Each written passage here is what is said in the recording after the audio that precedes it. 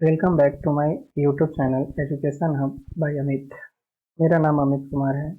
मैं एनटीपीसी 2019 से station master selected हूँ। सीजीएल 2021 से मुझे ऑडिटर का पोस्ट मिल रहा था, बट 2800 जीपी होने के कारण मैंने स्टेशन मास्टर को चुना। साथ ही अपने होम डिस्ट्रिक्ट के बगल के डिस्ट्रिक्ट का पोस्ट था। सीजीएल 2021 में मेरे मेंस में 195.5 मार्क्स थे मैथ में, और प्री में हमेशा से मेरे मार्क्स 50 आते रहे हैं। आज हम लोग एसएससी सीएचएसएल 2022 में आए हुए एवरेज के प्रश्न यानी औसत के प्रश्न को देखेंगे, जिसका पार्ट 1 होगा ये, जिसमें हम लोग 20 प्रश्न देखेंगे विथ कॉन्सेप्ट। क्वेश्चन शुरू करने से पहले हम लोग जरा एवरेज का एक कॉन्सेप्ट देख लें। एवरेज का मतलब ही होता है सबका बराबर भाग, यानी जितने भी डेटा या पर्सन या कोई भी थिंग्स वस्तु यूज हुई हैं, उनमें सबका बराबर बराबर हिस्सा ही क्या कहलाता है? औसत कहलाता है, एवरेज कहलाता है। एवरेज का ये एक कॉन्सेप्ट आपको सभी क्वेश्चन को सॉल्व करने में मदद करेगा। एवरेज मतलब सबका बराबर भाग। दूसरी बात इसमें क्या ध्यान रखना है कि किसी भी ग्रुप का अगर एवरेज दिया हुआ है, जिसमें बहुत सारे पर्सन हो, थिंग्स हो, कुछ भी हो, उसका अगर एवरेज दिया हुआ है, मान लीजिए 15, अगर कोई व्यक्ति इस ग्रुप से 15 वाला जाता है या 15 वाला ही आता है, तो बाकी बचे ग्रुप के एवरेज पर कोई फर्क नहीं पड़ेगा, क्योंकि प्रत्येक का 15-15 भाग था। अगर कोई 15 लेकर जा भी रहा है या 15 लेकर आ रहा है, तो ग्रुप के औसत पर कोई फर्क नहीं पड़ेगा। लेकिन कोई 15 से ज़्यादा लेकर जा रहा है तो ग्रुप का औसत कम जाएगा। अगर कोई 15 से कम लेकर जा रहा है तो ग्रुप का औसत बढ़ जाएगा। मान लीजिए कोई जो है 14 वाला चला गया, तो एवरेज तो सबका 15-15 था और एक 14 वाला गया।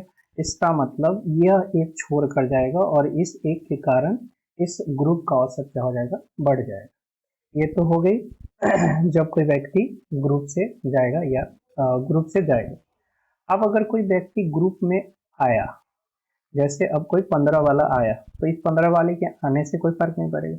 लेकिन कोई 16 वाला व्यक्ति अगर इस ग्रुप में आता है, तो उस वह आदमी इस ग्रुप का एवरेज क्या करेगा? बढ़ा देगा, क्योंकि सबका 15-15 था और ये व्यक्ति 16 वाला आ रहा है, यानी एक एक्स्ट्रा लेकर आ रहा है।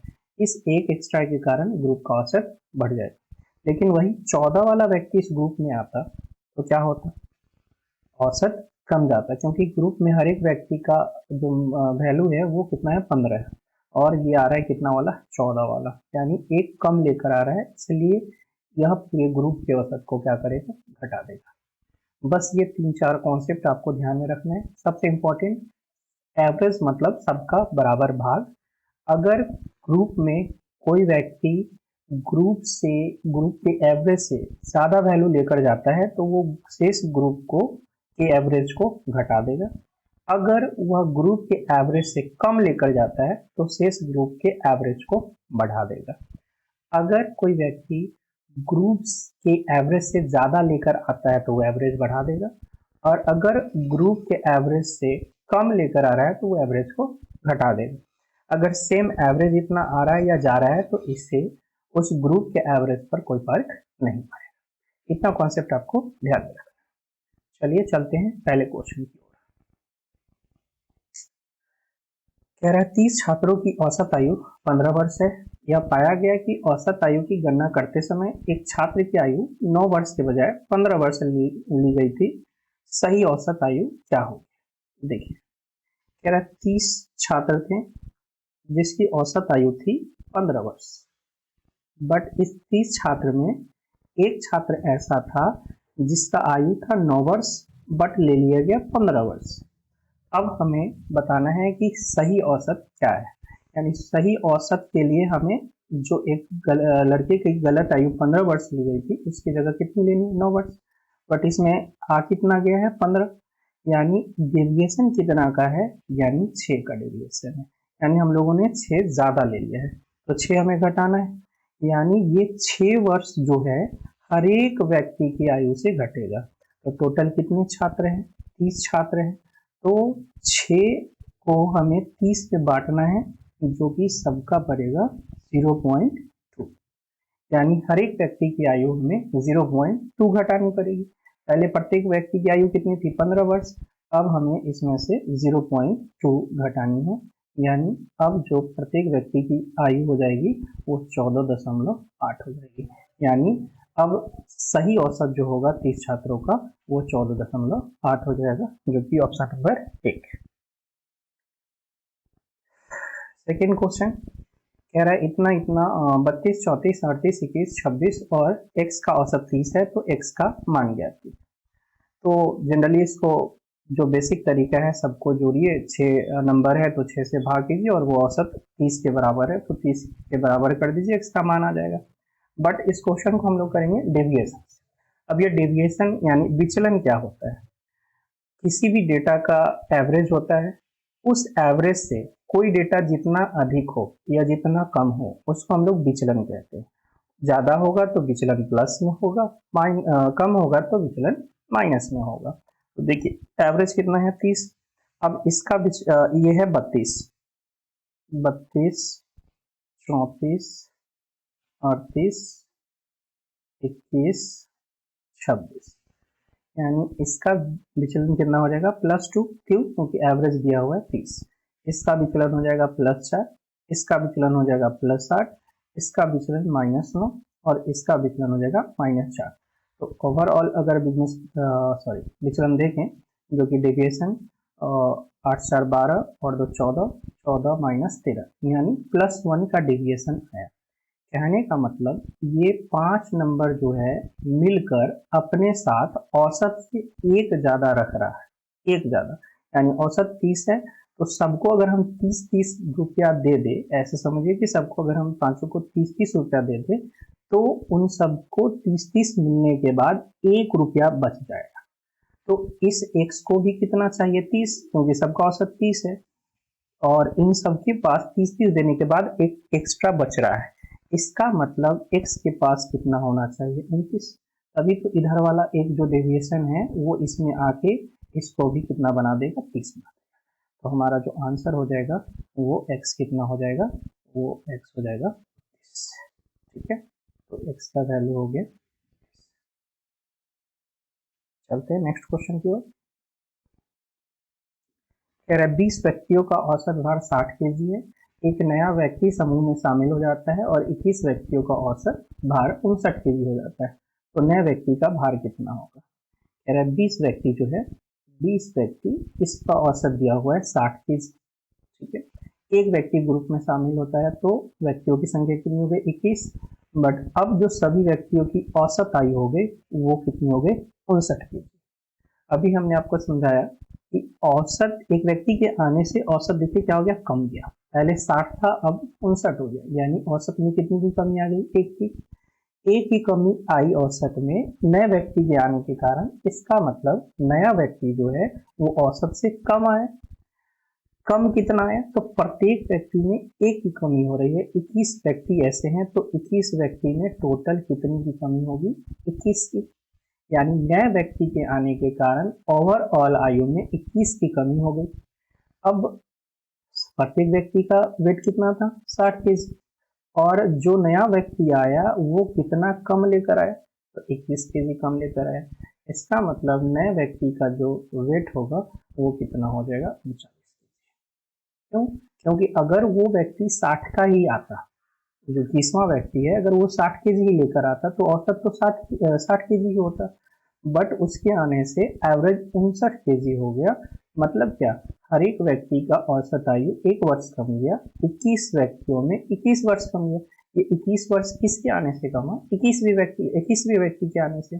तो अगर 21वां व्यक्ति 60 का होता तो एवरेज पर फर्क नहीं पड़ता, बट उसके आने से 21 कम रहा है। इसका मतलब जो 21वां व्यक्ति है वो 39 kg का है।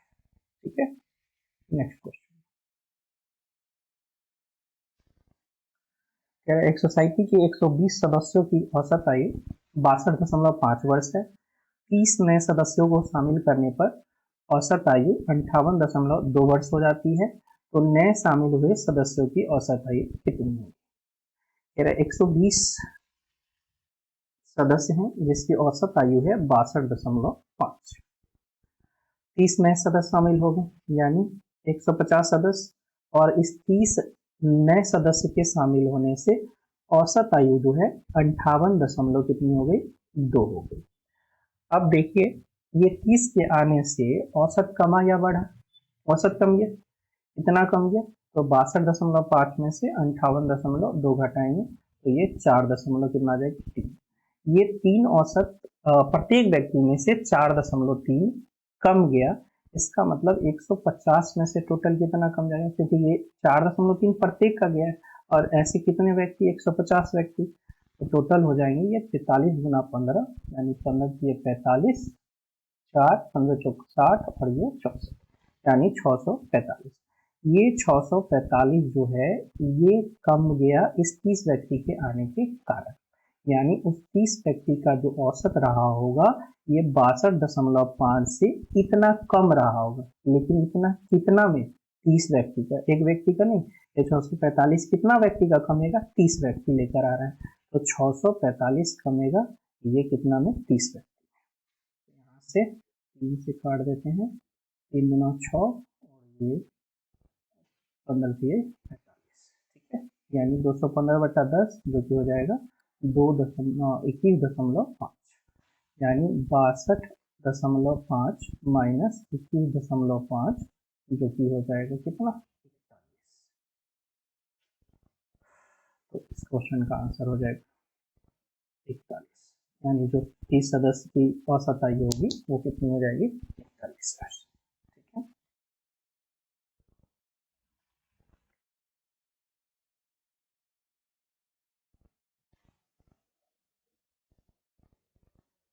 15 व्यक्तियों का औसत भार 30 केजी है। एक नया व्यक्ति जिसका भार 78 केजी है समूह में शामिल हो जाता है, तो 16 व्यक्तियों का औसत भार क्या होगा? कह रहा है कि 15 व्यक्ति जो थे, इस 15 व्यक्ति का औसत भार कितना था? 30 केजी। एक नया व्यक्ति आ गया, कितना केजी का? 78 केजी। तो अब पूछ रहा है कि बताइए कि सभी व्यक्ति यानी 16 व्यक्तियों का औसत आयु क्या है? तो हमने अभी बताया कि 30 अगर औसत है प्रत्येक व्यक्ति का, तो अगर 30 वाला ही आता तो कोई फर्क नहीं पड़ता, लेकिन आया कितना? 78 वाला, तो इसके कारण क्या होगा? औसत बढ़ेगा। कितना ज्यादा लेकर आया ये? तो ये जो है कितना ज्यादा हो जाएगा? 40 ज्यादा लेकर आ रहा है। अब ये 40 कितने व्यक्ति को जाएगा? ये 40 जाएगा 16 व्यक्तियों को। ये 40 कितने व्यक्तियों को जाएगा? 16 व्यक्तियों को। तो 8 से काट देती है 5 बार में, यानी कितना हो जाएगा? 5/2, यानी 2.5। तो ये आ जाएगा 32.5, यानी सभी व्यक्ति 16 व्यक्तियों का जो औसत आयु होगा, गलती हो गया, हाँ, ये 48 हो जाएगा ना, 48 ज़्यादा लेकर आया, तो जो सभी व्यक्ति का औसत आयु हो जाएगा ये 16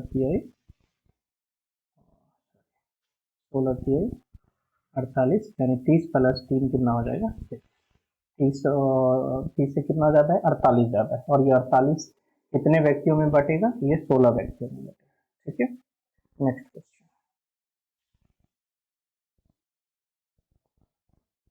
कह रहे 6 लड़कियों की एक कक्षा की औसत आयु x वर्ष है। x-2, x+4, x+8 और x+10 आयु वाली 4 लड़कियां जो है कक्षा में शामिल होती हैं, तो कक्षा की नई औसत आयु क्या होगी? देखिए, 6 लड़कियों की औसत आयु x वर्ष है। अब इसमें 4 लड़की जो है और शामिल होती है जिनकी आयु है x-2, x+4, x+8, x+10। तो यहाँ हम लोग क्या करेंगे? डेविएशन से यह बहुत आसान हो जाएगा। देखिए, सबका औसत कितना था? x, और एक लड़की आई x-2 का, तो डेविएशन क्या हो गया? 2 कम हो, यानी x से 2 कम। इसमें डेविएशन 4 का है, इसमें डेविएशन 8 का है, और इसमें डेविएशन 10 का है। कितना हो जाएगा? 18, 4, 22 और -2 यानी 20। टोटल डेविएशन +20 का है, मतलब ये 4 के आने के कारण एवरेज क्या होगा? बढ़ेगा। लेकिन ये 20 कितने व्यक्ति में, कितनी लड़कियां में बढ़ेंगी, 4 लड़कियों में, तो प्रत्येक में कितना बढ़ाना होगा, 20/4, यानी प्रत्येक लड़की में कितना बढ़ाना होगा, 5 बढ़ाना होगा। यानी पहले औसत x था, अब प्रत्येक लड़की में औसत कितना बढ़ जाएगा, 5 बढ़ जाएगा। यानी प्रत्येक लड़की की आयु हो जाएगी x+5, यानी सभी लड़कियों की औसत आयु x+5, यानी आंसर हो जाएगा x+5। नेक्स्ट क्वेश्चन,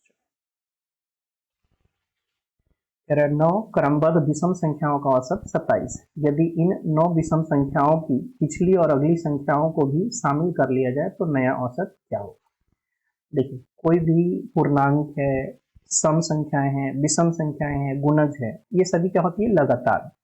लगातार करने का मतलब क्या होता है कि गैप समान होना चाहिए। जैसे विषम संख्या में 2 का गैप होता है, सम संख्या में 2 का गैप होता है, पूर्णांक में 1-1 का गैप होता है, प्रकृत संख्या में 1-1 का गैप होता है ना। तो लगातार संख्याएं वैसी होती हैं जिनके गैप समान है, और ऐसी संख्याओं का औसत निकलता है पहला टर्म प्लस अंतिम टर्म बटा 2, यानी फर्स्ट टर्म, पहला टर्म प्लस अंतिम पद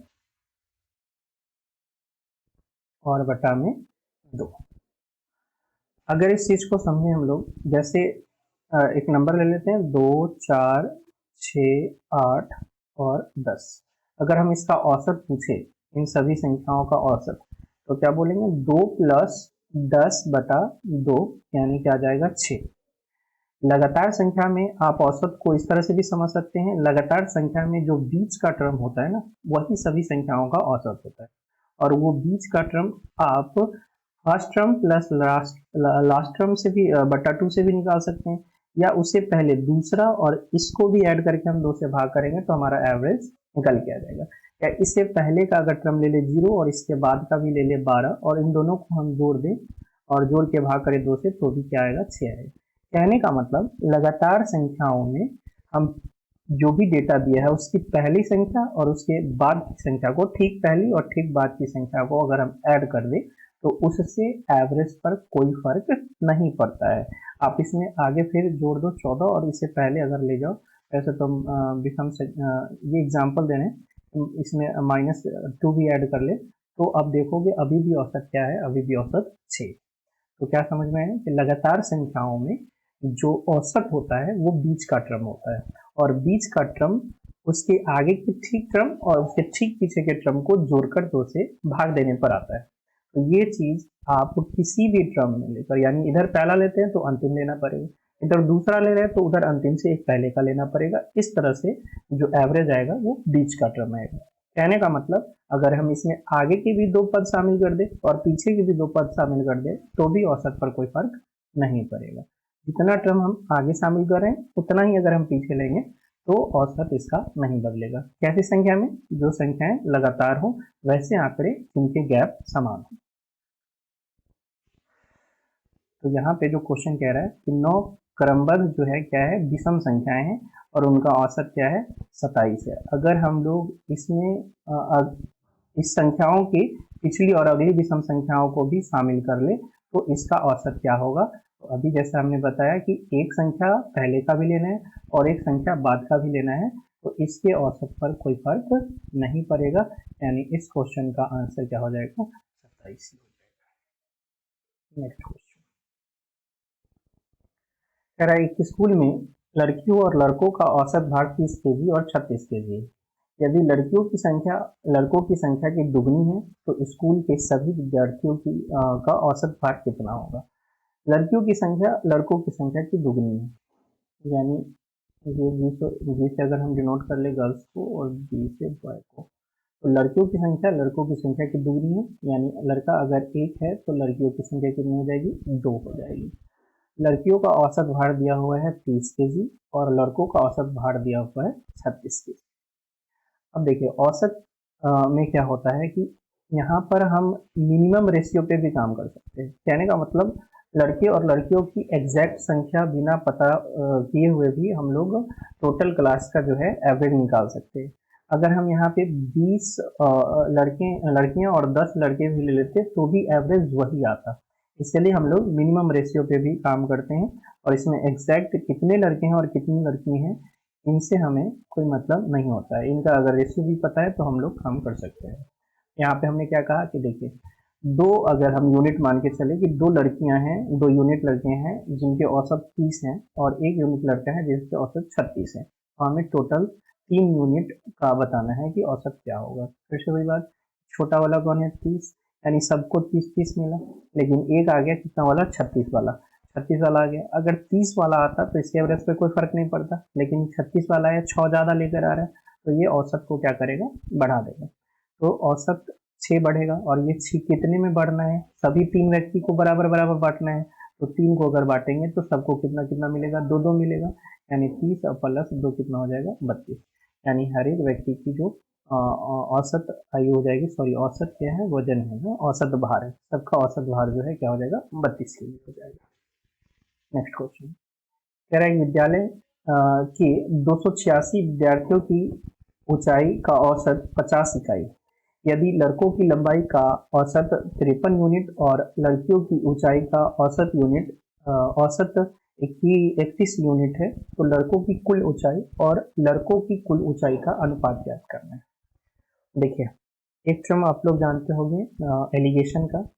एलिगेशन होता क्या है, समझ लीजिए, जैसे ये एक ग्रुप का औसत है और ये दूसरा ग्रुप का औसत है, दो ग्रुप है, मान लीजिए ये ए है और ये बी है, और इन दोनों को मिला के यानी टोटल का अगर आपको एवरेज दिया हुआ है, तो हम लोग इस डेटा में से जो बड़ा हो उसमें से इसमें घटा लेते हैं, और फिर इसमें से जो बड़ा हो उसमें से छोटा वाला को घटा लेते हैं, और यहाँ जो निकल कर आता है रेशियो, वो रेशियो इस ग्रुप में व्यक्तियों की संख्या और इस ग्रुप में व्यक्तियों की संख्या होती है। तो एलिगेशन कब लगता है, जब भी एक ग्रुप का हमें औसत पता हो, दूसरे ग्रुप का औसत पता हो, और उनके मिलाकर यानी टोटल का औसत पता हो, तो हम लोग वहां पर एलिगेशन लगा के एक ग्रुप में व्यक्तियों की संख्या और दूसरे ग्रुप में व्यक्तियों की संख्या का औसत निकाल सकते हैं। तो यहाँ पर उसकी एलिगेशन का प्रश्न है, कह रहा है कि 286 विद्यार्थी हैं जिसके औसत ऊंचाई जो है वो 50 यूनिट।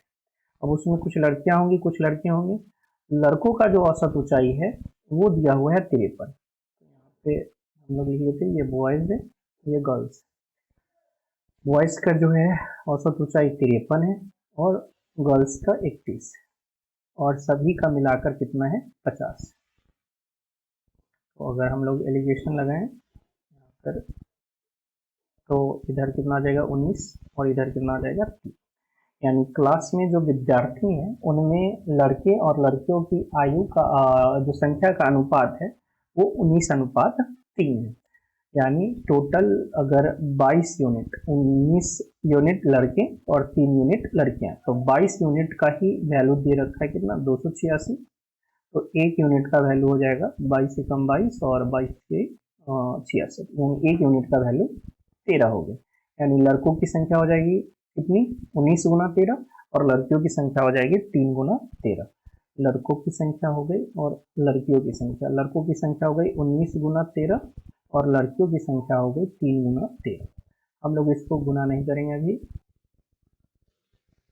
ये कैंसिल होगा। कैसे, तो ये लड़कियों की संख्या लड़कों की संख्या और ये लड़कियों की संख्या। हमसे पूछा है लड़कों का कुल ऊंचाई और लड़कियों की कुल ऊंचाई, यानी जितने भी लड़के हैं उन सभी लड़कों के ऊंचाई का योग और जितनी भी लड़कियां हैं उन सभी लड़कियों के ऊंचाई के योग का अनुपात। अब बताइए 19 × 13 लड़के हैं और प्रत्येक लड़के का औसत ऊंचाई कितनी है 53 है, तो 19 × 13 लड़कों का कितना हो जाएगा 19 × 13 × 53। ये सभी लड़कों का जो है ऊंचाई का योग हो गया, और लड़कियों की ऊंचाई क्या हो जाएगी 3 × 13, और लड़कियों के जो औसत आयु है वो कितना है 31 यूनिट, तो इंटू में 31। तो ये क्या हो जाएगा 13 से 13 कैंसिल हो जाएगा, 13 से 13 कैंसिल, बाकी तो कोई कैंसिल होने वाला है नहीं। तो 19 × 13 करेंगे, 19 के 57 60, 19 के 95 और 5 100, और इधर हो गया 31 के 93, यानी जो आंसर हो जाएगा वो हो जाएगा 107 अनुपात, सॉरी 1007 अनुपात। चलते हैं नेक्स्ट क्वेश्चन की ओर।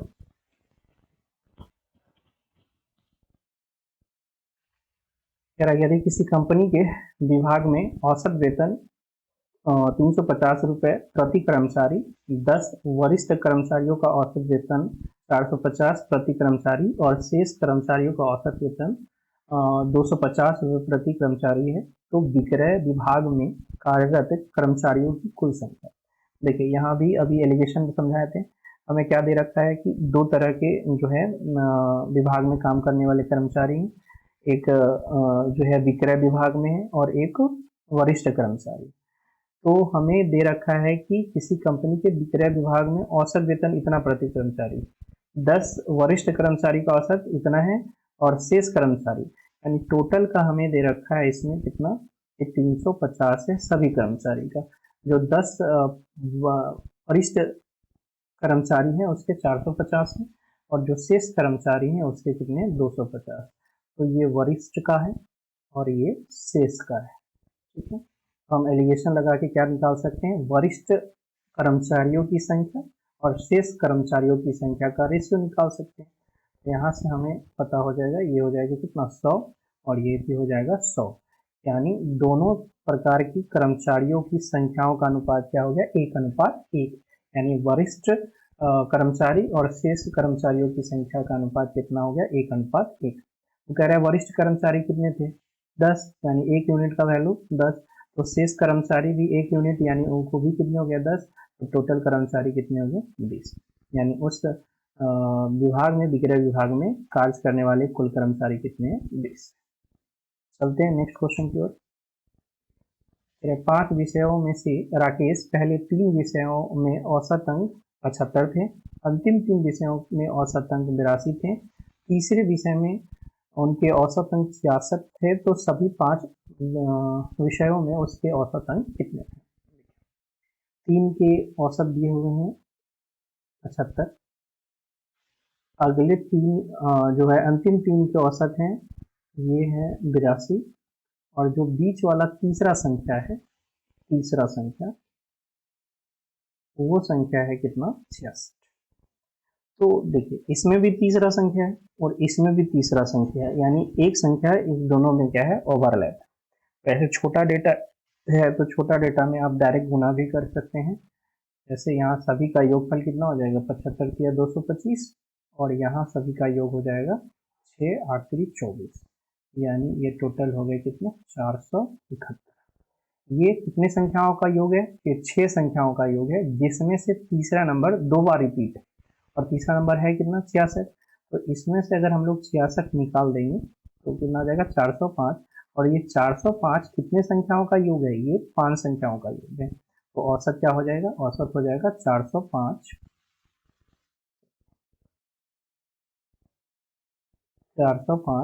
बटा में 5, यानी कितना आ जाएगा, ये आ जाएगा 81। एक तो बेसिक मेथड ही है, दूसरा आप डेविएशन से भी कर सकते हैं। डेविएशन से कैसे कर सकते हैं देख लीजिए, 3 का 75 है और ये 3 का 82 है।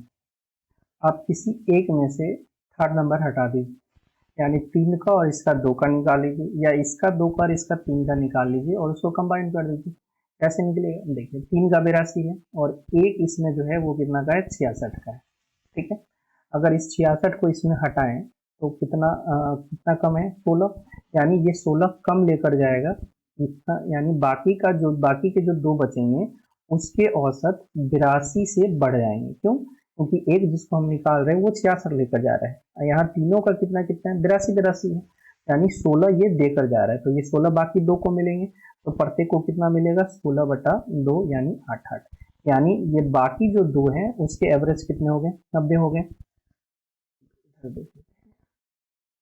तो 3 के हो गए कितने 75 और बाकी जो इधर 2 के हो गए वो कितने हो गए 90। तब टोटल हम 5 का बता सकते हैं ऐसे, तो 75 सबको दे देते हैं, बाकी ये कितना ज़्यादा ले रहा है 15, तो 2 व्यक्ति में कितना ज़्यादा लेगा 30 और ये 30 कितने को जाना है, ये 30 जाना है 5 व्यक्ति को, तो 5 से ये कट जाएगा 6 बार में 75 और 6 81, यानी जो सभी व्यक्ति का औसत आयु है 5 को हटा के ये सभी विषयों में जो औसत अंक है उसको अगर हम हटा दें बीच वाले को तो जो 5 विषय बचेंगे उनका औसत आयु कितना हो जाएगा 81 हो जाएगा। नेक्स्ट क्वेश्चन है 17 क्रमागत प्राकृत संख्याओं का औसत 41 है, तो इन संख्याओं में सबसे छोटी संख्या क्या है। देखिए लगातार संख्याओं का औसत क्या होता है, बीच वाला। अगर 17 ये संख्या है, 17 संख्या, तो बीच वाला जो संख्या होगा वो कौन सा हो जाएगा, वो हो जाएगा 9वां संख्या। कैसे, 8 इधर 8 इधर। 17 प्राकृत संख्या का औसत 41 है, तो जो एक संख्या है वो 41 खुद हो जाएगा। कौन सी संख्या, 9वां संख्या। यानी इसके इधर 8 संख्याएं होंगी और इसके इधर 8 संख्याएं होंगी। और चूंकि लगातार प्राकृत संख्या क्या होती है, लगातार, यानी एक का गैप होता है, तो 8 संख्याओं में कितना का गैप होगा, 8 का। यानी इधर की जो सबसे छोटी संख्या रही होगी वो 41 माइनस 8, यानी वो संख्या क्या रही होगी, 33। यानी सबसे छोटी संख्या जो है, सबसे छोटी संख्या वो कितनी है, 33। ठीक है, यही सबसे बड़ी संख्या का तो कितना हो जाता, तो 8 इधर 41 है और 8 संख्याओं का गैप 8 हो गया, तो सबसे बड़ी जो प्राकृत संख्या हो जाती वो कितनी हो जाती, 49 हो जाती। चलते हैं नेक्स्ट क्वेश्चन की ओर। कह रहा है 10 क्रमागत पूर्णांकों का औसत जो है वो 33.2 है। 33 है, यानी 16.2 है। अब बताइए 10 प्राकृत संख्या 33/2 न, तो कितना हो जाएगा ये, 16.5। 16.5। बताइए क्या 16.5 खुद एक प्राकृत संख्या है, नहीं। पूर्णांक है, नहीं। इसका मतलब ये हमारे 10 में से कोई संख्या नहीं है, कोई पूर्णांक नहीं है।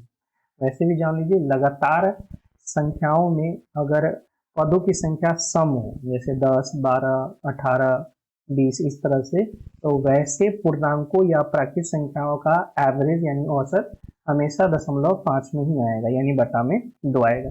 लेकिन वही विषम पदों में है, जैसे 11 पद हैं, 13 पद हैं, तो उनका एग्जैक्ट जो है पूर्णांक या प्राकृत संख्या ही औसत आएगा। तो इस केस में क्या होगा, तो इसका एक अगला हो गया 17 और इससे पहले वाला एक हो गया 16। ठीक है, तो इस 16.75 से बड़ी पूर्णांक कौन हो गया, 17, और इससे छोटी पूर्णांक 16। तो एक ले लिए, बचे कितने, 8, तो 4 इधर होंगे और 4 इधर होंगे।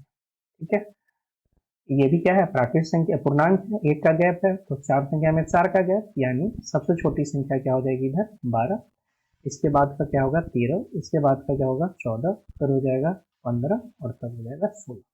कह रहा है पहले 3 पूर्णांक का औसत, पहले 3 पूर्णांक, तो पहला 3 कौन कौन हो गया, पहला 3 हो गया आपका 12। उसके बाद पहला 3 हो गया 12, 13 और 14। इसी का एवरेज बता पूछ। और अभी हमने आपसे क्या कहा कि अगर संख्याएं लगातार हो तो जो बीच वाला होता है वही क्या हो जाएगा, एवरेज हो जाएगा। 12, 13, 14 का एवरेज क्या हो जाएगा। चलते हैं नेक्स्ट क्वेश्चन की ओर। कह रहा है एक पति पत्नी और बच्चे की औसत आयु 2 वर्ष पूर्व 28 वर्ष थी, तथा पति और बच्चे की 5 वर्ष पूर्व औसत आयु 21 वर्ष थी। पत्नी की वर्तमान आयु क्या है। तो देखिए पति पत्नी, या इसको एच कर देते हैं, हस्बैंड, वाइफ और चाइल्ड, इन तीनों का 2 वर्ष पहले 28 था। तो बताइए तो वर्तमान में क्या होगा। देखिए एवरेज में अगर सबका सेम बढ़ता है तो उसके एवरेज भी उतना से बढ़ जाएंगे। यानी 2 वर्ष पूर्व इतना था, तो 2 वर्ष अब बाद जो है पति का भी 2 वर्ष बढ़ेगा, पत्नी का भी 2 वर्ष बढ़ेगा और बच्चे का भी 2 वर्ष बढ़ेगा। तो अब जो है वर्तमान में इन तीनों का एवरेज कितना हो जाएगा, 30। पहले 28 था, अब 2 वर्ष बाद 30 हो जाएगा। कह रहा है कि पति और बच्चे यानी हस्बैंड और चिल्ड्रन का जो है 5 वर्ष पूर्व 21 था, तो अभी वर्तमान में कितना होगा, 26। यानी पति पत्नी और बच्चे का वर्तमान में औसत आयु 30 है और पति और बच्चे की 26 है। यानी ये 3 व्यक्ति का है तो योग यहाँ से निकाल लेंगे 90, और ये 2 व्यक्ति का है तो यहाँ से योग निकालेंगे 52। तो इसमें कौन कौन है, हस्बैंड है, वाइफ है और चिल्ड्रन है, और इसमें जो है वो सिर्फ चिल्ड्रन और हस्बैंड। इसमें से माइनस कर लेंगे तो जो बचेगा वो किसकी बचेगा, वो वाइफ की बचेगी। कितनी हो जाएगी, 38। यहाँ डेविएशन से निकाल सकते हो, बट इतने छोटे डेटा में आप गुना कर सकते हो, उतना डेविएशन सोचने की जरूरत। तो आज 15 क्वेश्चन ही रहने देते हैं, बहुत ज़्यादा कॉन्सेप्ट बताने के कारण इतना समय लग गया। नेक्स्ट वीडियो में हम लोग देखेंगे इसका पार्ट 2, जो कि 16वां प्रश्न से आगे देखेंगे। और ये जितने भी शिफ्ट हुए हैं टोटल शायद 36 या 40 शिफ्ट हुए हैं, उन सभी शिफ्ट के एवरेज के प्रश्न हम लोग देखेंगे। तो अगर आपको ये वीडियो पसंद आया तो लाइक करें, शेयर करें वीडियो को, और चैनल को सब्सक्राइब करें, ठीक है। और चाहते हैं कि ऐसे वीडियो आते रहें तो कमेंट में अपनी राय ज़रूर दें कि किस टॉपिक पे आपको ये वीडियो चाहिए, ठीक है, ताकि उसी टॉपिक पे, जो टॉपिक का सबसे ज़्यादा डिमांड होगा, उसी टॉपिक पे हम वीडियो बनाएंगे, ठीक है। धन्यवाद।